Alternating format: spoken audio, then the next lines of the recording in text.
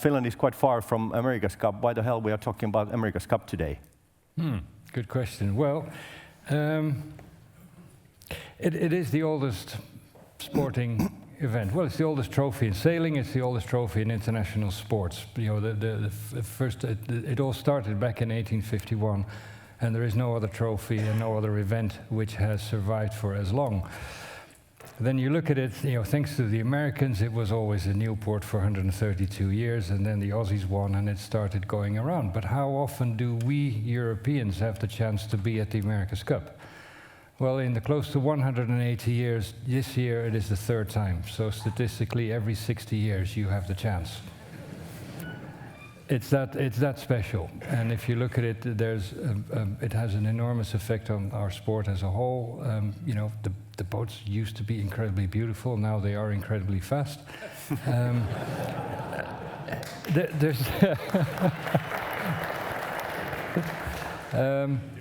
But it's a super important part of our sport.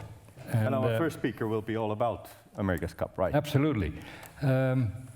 And that's, I don't know, there may be one or two people who are not fully filled in who is Dawn Riley, but we are super stoked to have her here. And for you who may not know, Dawn Riley, she did 2 with Brett's Around the World, and then for America's Cup, she won the America's Cup in 1992 with Buddy Melgis. She's multiple world champion in multiple keelboats. She was president of the Female Woman I'm just one-track mind, I say wooden, but it's woman. Female Woman Sports Federation. Female Sailor of the Year. It goes on and on and on. And like what for me is outstanding is that Dawn is a true pioneer of the America's Cup and of the sport. If you think about it, back in statistics, in the close to 180 years that we had an America's Cup, there's only 5 women who sailed for the Cup. 5. Just over 2,000 men. And out of the 5 women that sailed an America's Cup match, 4 of them, one was checking the time and looking after the monkey they had on board called Peggy. And the other were basically timekeepers. There's only in the entire history from 1851 to 2024, there's only 1 woman who actually pulled a rope, had an active, serious, heavy-duty job and a key role on winning America's Cup boat. And then I started to figure out, you know, why on earth, what's wrong on planet Earth here? And you do some statistics and you figure out, okay, how many females? So we have 4 America's Cup matches from the Americans to defend the Cup, where they had a woman on board, and every single time they won the Cup. 100% score.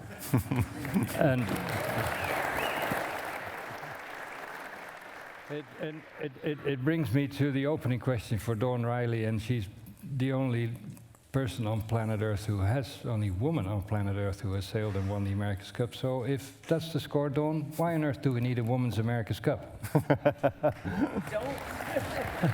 Here we go. So the Queen. Okay. We don't need a separate women's America's Cup. We need to have women on the teams in the America's Cup.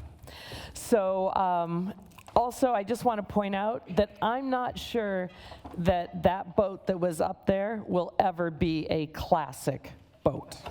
Now, I'm sure the people with the 12 meters said the same thing at some point, so we'll see, but I think on this one I might be correct. So, as John said, I've done 4 America's Cups, 2 Round the Worlds. This group has given me 25 minutes to tell y'all how to win the America's Cup. So that's probably not going to happen. I am going to show you a video. I'm going to try to talk as fast as I can and let you understand me, so we'll have some time for question and answer, but if not, I'm around until tomorrow at 6:50 a.m. So why did you ask me to be here? I've only won one team, and I've spent 20 years trying to win it again. So I guess it's because I have a lot of practice. In 1992, I was the nipper. I was young. I was one of the boys. We had fist fights and wrestling matches, and it was incredibly fun.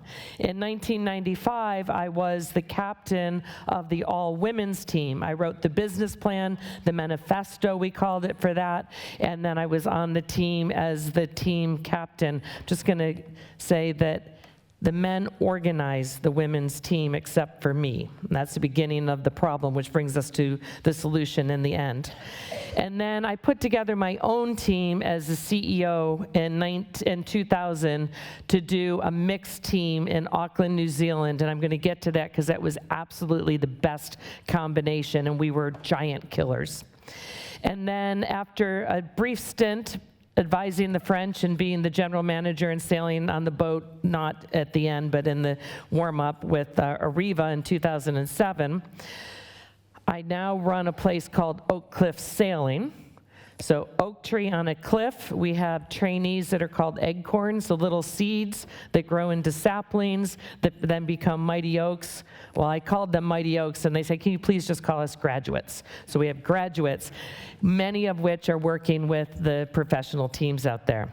I also raced around the world twice, the first time with Maiden, there's a film, and the second time I'm an expert at how to sail a boat without a rudder, because we lost the rudder 3 times on a boat called Heineken, and like I said, there had been a mutiny. So I just have a brief video that shows those just to wake you all up, but you guys seem pretty awake. Okay, I'm clicking the green.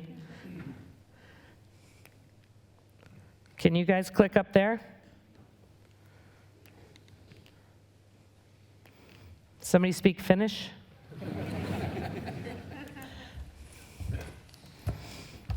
I can tell you the whole speech without this. Okay. We'll wait on the video. And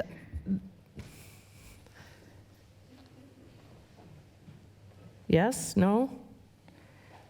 I get the 1 second. So I went ice boating. It was freaking awesome. I grew up in Detroit where we had a Arrow, so a 2-person ice boat, and somehow my dad convinced us that the kids had to push. That was the job of the children. So he would get in the boat and we would push, and then he would go sailing. Okay, it looks like we have video. If you guys want to press the button again and get it going. There we go. So this is 4 minutes of 10 years of my career. Obviously, we had Whitbread was the sponsor. That's a beer. Heineken was the sponsor of the second round of the world race, so there was a lot of beer being consumed. I was also engaged to a Kiwi who was on Steinlager, so even more beer being consumed. In 1989, the Fergie was our royal patron. It was the 80s, so everything was pink, and the world was pink, and we sailed around the world. They thought we were going to cry and come home. We ended up second. Sailing the America's Cup boats, big step up, so much fun, so much power. This was a fleet race in San Diego. I was the only girl in 92. That was sailing into Fort Lauderdale in our bathing suits, but I preferred dancing in foul weather gear in the Southern Ocean. Both boats around the world were 60 feet. The America's Cup boats are around 80 feet. You go a little bit crazy when you're stuck on a boat for 9 months with 11 other women. And we had a lot of good coaches, John Coleus, Dave Dellenbaugh, Buddy Melgis. You probably don't know all those names, but Buddy Melgis is a hero. Spinnakers were 5,000 square feet. We'd get them up or down in 13 seconds, and nowadays that's slow. San Diego had big waves. Everybody thinks it's a beach and bikinis, but there's some pretty big waves out there. And for match racing, these beasts were amazing, but nothing beats the Southern Ocean with going out to the end of the boom and the 30, 40-foot waves. That is a broach, tilt your head. That might have been me steering. That is Dennis Conner. We don't like him. We're not so hot on Paul Caird at the moment either. But Tom Whidden's a nice guy.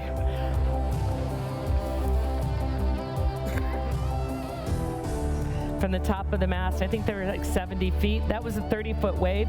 The 93 were the first times we go over the waves like power boats and hopefully not run into the icebergs. Kaori had a safety harness on. Dennis Conner lost a $500,000 mast. The French dropped their boat. The next day, their keel fell off. I don't know why. And then the Australians were the only boat to sink during an America's Cup race. Back to the beer. The sponsors had ads all the way across the country the next day. Nothing goes down better than a Foster's.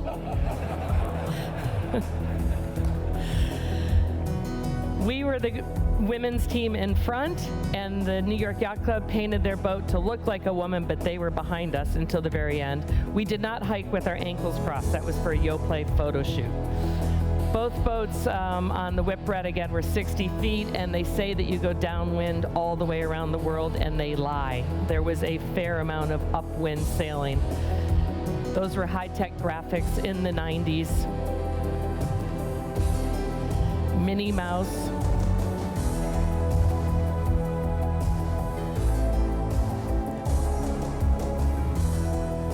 Gloria got some kelp off of the rudder. We gave her dish soap to wash her hair. You don't shower for a month at a time. Anybody who's sailing with an S sail, you put your head on the other side of the pole. Susie ended up with 6 stitches, and she did that twice. She's still proud of the scars. And this is sailing into Auckland, New Zealand. Yes, Hamish, this is one of my favorite places to sail and live in the world. So I said I have 25 minutes, and I've already taken up 20 minutes of that. So how do we win the America's Cup? There's a couple of sayings that I've heard people say, and at least one was attributed to Dennis Conner.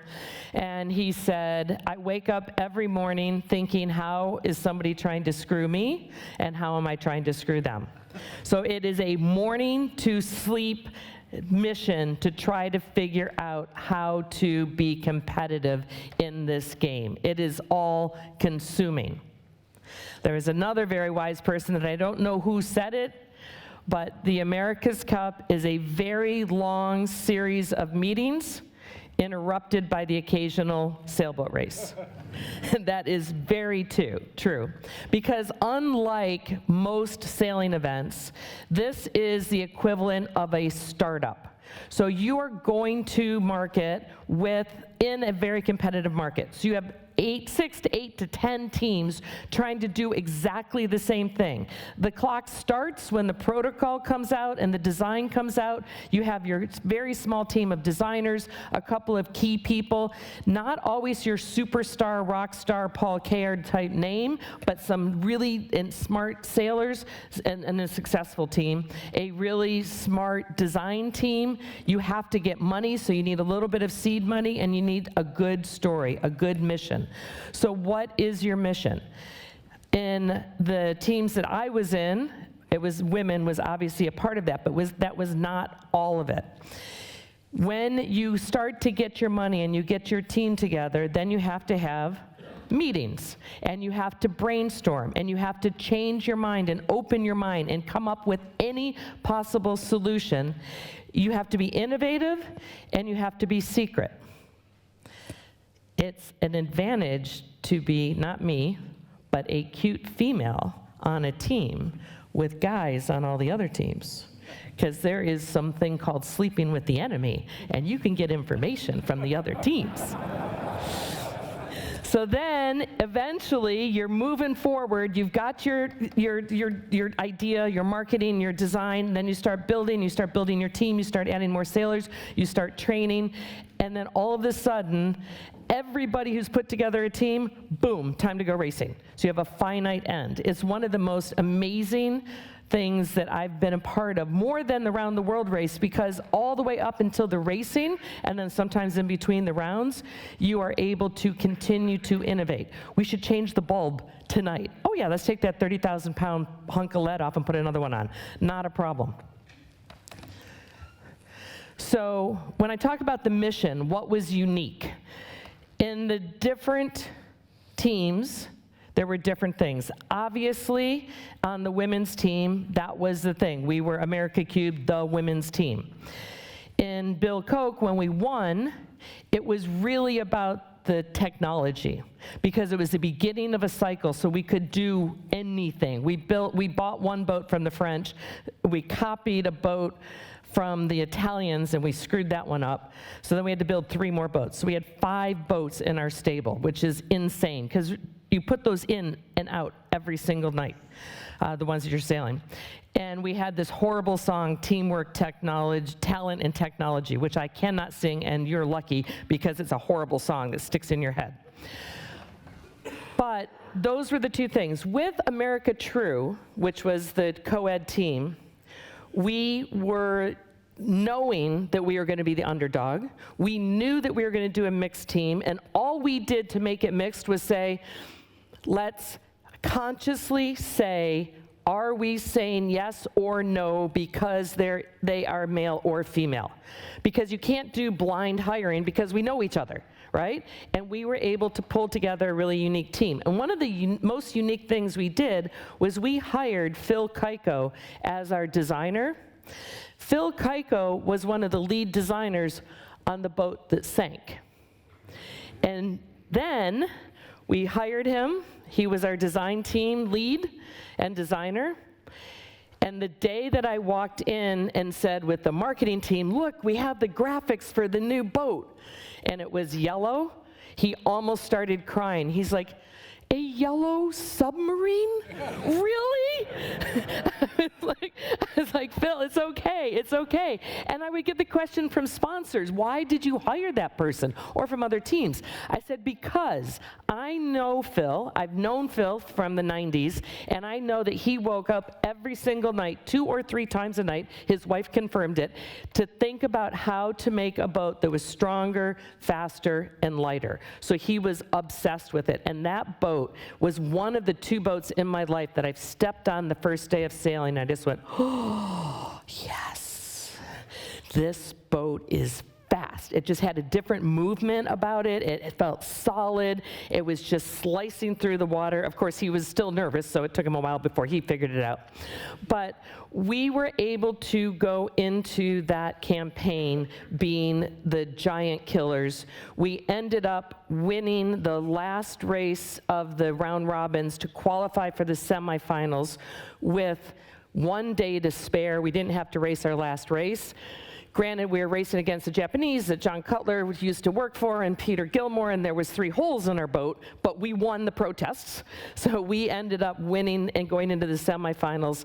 And then in the semifinals, we made one decision that I don't have time to get into, but basically we were a little too casual. We didn't argue about the decision, and we made the boat geared for light air, and it was windy. There's another thing. We didn't have a lot of money. And the team that has won has never been the one with the most money. It is so much more important to use all of these things like limited resources, limited time, creative people, new people, diverse thinking, diverse people to be able to put together a team that can win. This team had the most money and did not win. This, if you didn't watch, was American Magic, and they went up, and they came down, and they started to sink. They basically hit the water, and in between the frames, the hull blew out. Because you guys, you're all sailors, well, even classic sailors, probably it's similar. The ring frames and the longitudinals and those are the skeleton that holds the boat together, and then the planks or the panels are really just to keep the water out and add a little bit of stiffness. So that just boomed straight out. I have talked to them at length to come up, and Terry's a friend, and I have 5 of my graduates on the team. The biggest thing for them, so this is how not to win the America's Cup. The biggest thing for them is they had plenty of money, they had unconditional support from their board, Doug DeVos and Hap Foth and Roger Penske. They had a very strong leader in Terry Hutchison, who was surrounded by coaches and people and sailors in his core team that he knew, and they had been loyal to him for 20 years, and they had been successful in the FAR 40s and the TP52s. They did not have any disruptors. They were so good that when they went the day before the first racing, they were doing circling on foils. And I saw it on YouTube, and I was like, oh, wow, they've checked off everything on their list. And I went, oh, I hope they actually checked off everything. And they hadn't, because they hadn't put the team under pressure. I said earlier that time, I might have said earlier, time is actually the most important thing, because you can't buy time. So in My America's Cups, we always said, if you use, and this kind of goes true for any business, right? If you use FedEx, you have failed, because that means that you haven't planned far enough in advance to get to the point where you can order the part or get the thing in process so you can do it in a nice order. These guys had to use a Russian plane to get their spare boat down to New Zealand. So in this case, you could say, well, money helped because it bought time. I talked to the insurance company. They paid for it. They weren't super happy about it. But if you're going to do well in an America's Cup, in a challenge, in a business, you need to allow for the zigs and the zags. There are the people on your team, in an America's Cup team or in a yacht club, that you don't even know why they're there sometimes, and then they make you laugh and you remember why. They reduce the stress, or they ask a question. They might ask 20,000 questions, and you're like, yeah. Oh, that one's good. So that is where it ends up, that you need to have a team that is creative, under pressure, passionate, and as there's a French Formula One guy said, he goes, I don't want to see the people on the top of the hills, I want to see the hairs on the tops of the heads of the people trying to get to the hills. So if you can find those people in an America's Cup team, you are going to be successful. We had, with America True, which is my favorite team, innovative from the beginning in the PR and marketing. You have to tell your story to be able to be your story. We did blogging when it wasn't even called blogging. We were updating our website, and it was blogging. We had a very limited pool of people. We did open tryouts. We literally went to boat shows around the country and tried people out, and one of our grinders ended up from that tryout, and then his name was Carl Barkow, and then his sister was named Sally Barkow, and she was 13 at the time, and she ended up going to the Olympics. And now she's with U.S. Sailing. And the one thing that I can guarantee you we did not have is too much money, because I put the first half of the entry fee on my visa. So it was very much a personal thing.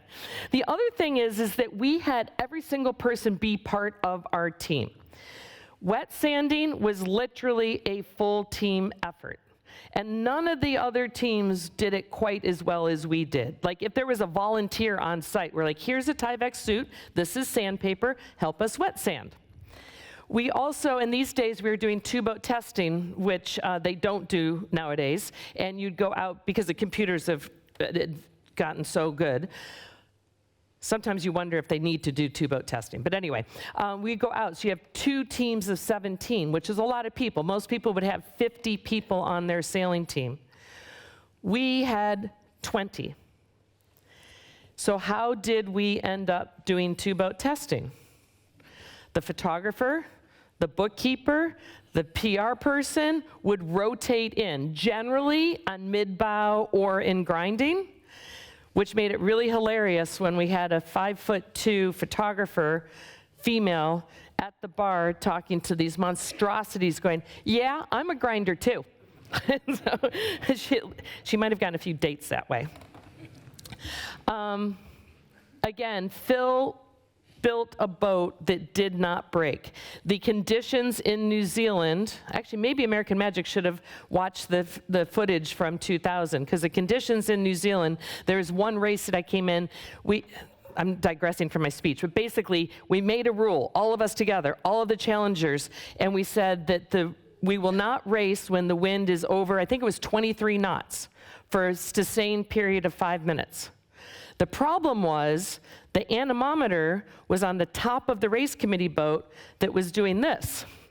So it'd rock, it'd be like, and our top of our mast is like 30, and it's rocking, and then it would pause, and it would go down to 6. And then, because again, they're like, nope, got to keep going. We sailed in over 30 knots in these boats. It was insane. The day that we ended up eliminating, was that Japanese? I think we eliminated the Japanese in that, was 38 knots. How's my timing? Yeah, this is worth it.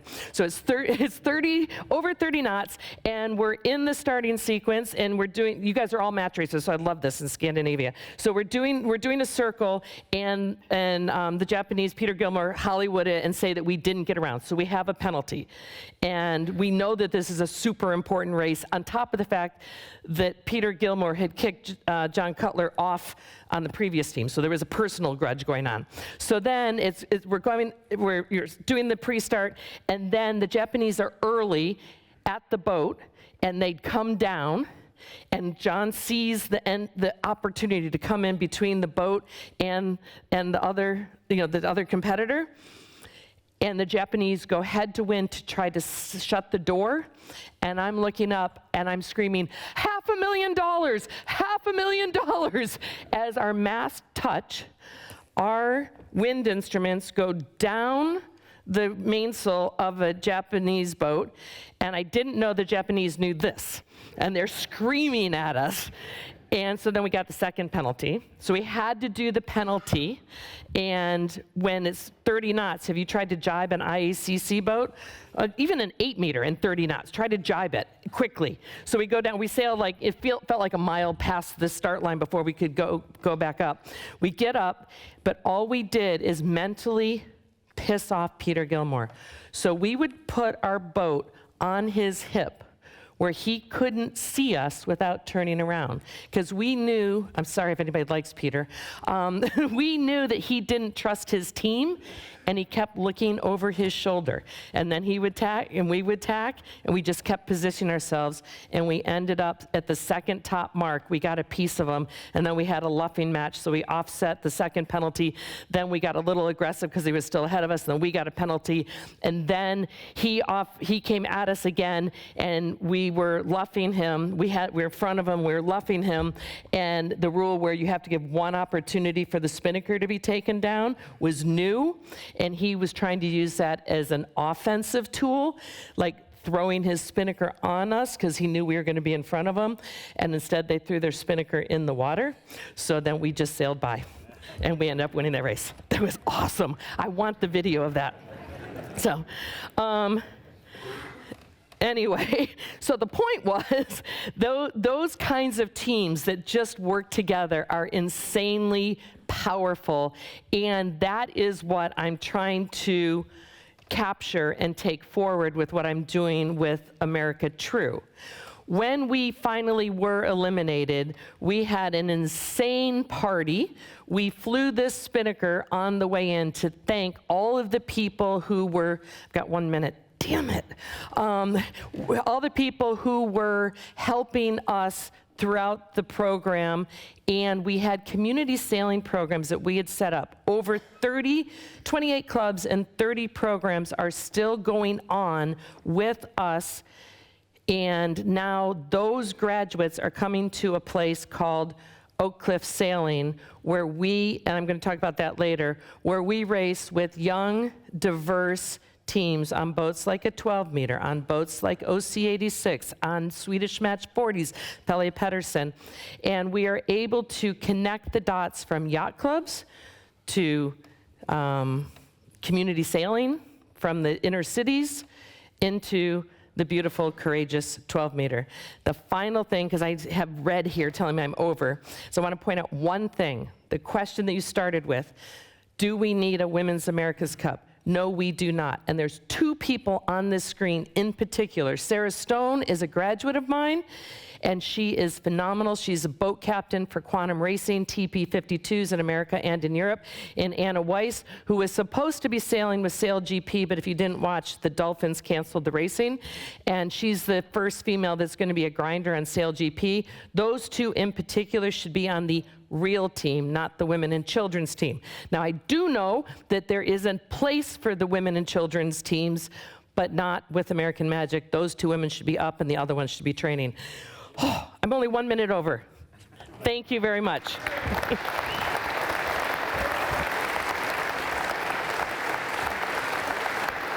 Thank you. Thank you.